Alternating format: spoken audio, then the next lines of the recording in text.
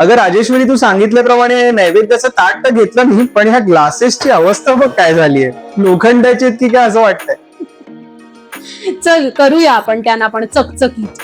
चांदीचे हे पेले चकचकीत करण्यासाठी आपण 2 प्रॉडक्ट्स वापरणार आहोत. एक आपलं रेग्युलर जे पितांबरीची पावडर मिळते ती, आणि दुसरं आहे हे सिल्वर डिप, जे चांदीची भांडी साफ करण्यासाठी लिक्विड असतं.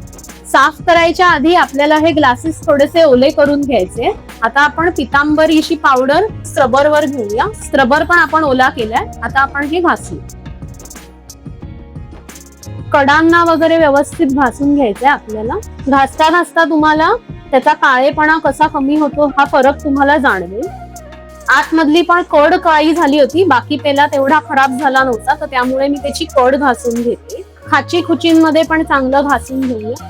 आता हा आपल्याला स्वच्छ धुवून घ्यायचा आहे.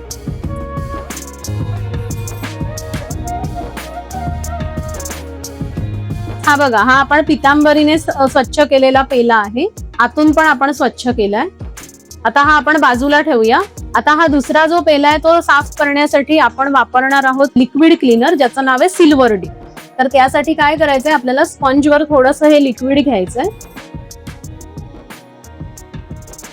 स्पंज ओलाच आहे आणि आपल्याला आता हे वाईप करायचं. हे बघा अशा तऱ्हेने. याच्यात पण बघा लगेच त्याचा काळपटपणा जो होता चांदीचा जो आलेला तो लगेचच गेलाय. तुम्हाला ज्याप्रमाणे गरज भासेल त्याप्रमाणे जर ते कमी पडत असेल तर परत ते स्पंजवर घेऊन तुम्ही वाईप करू शकता. लिक्विड असल्यामुळे ते पटकन खाचीमध्ये जातं आणि तुमचं भांड किंवा जे काही नक्षीदार एखादं भांड असेल तर ते साफ व्हायला जास्त सोपं पडतं.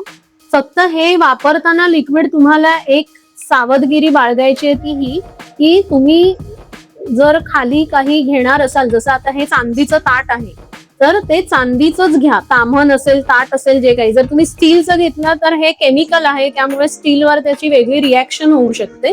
त्यामुळे तुम्हाला जेव्हा वापरायचं असेल असं मोठ्या ह्याच्यासाठी, तर तेव्हा तुम्ही ते खाली जे काही घेणार असाल साफ करताना ते चांदीचंच वस्तू घ्या, म्हणजे तुमची वस्तू खराब होणार नाही स्टीलची.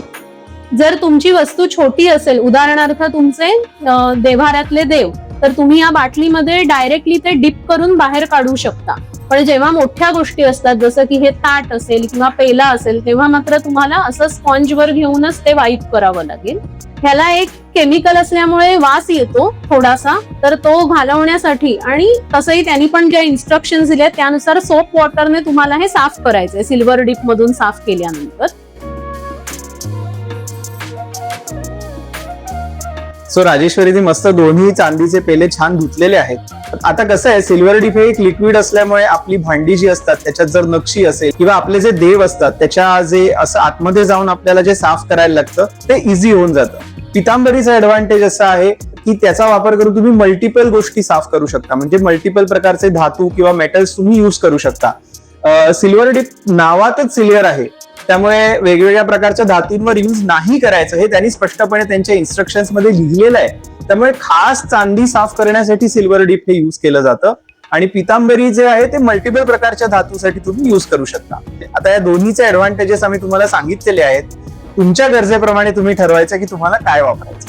आणि अशाच टिप्स अँड ट्रिक्सच्या, तसंच ट्रॅव्हलच्या, तसंच रेसिपीजच्या व्हिडिओसाठी आम्हाला फॉलो करायचंय. नारायण.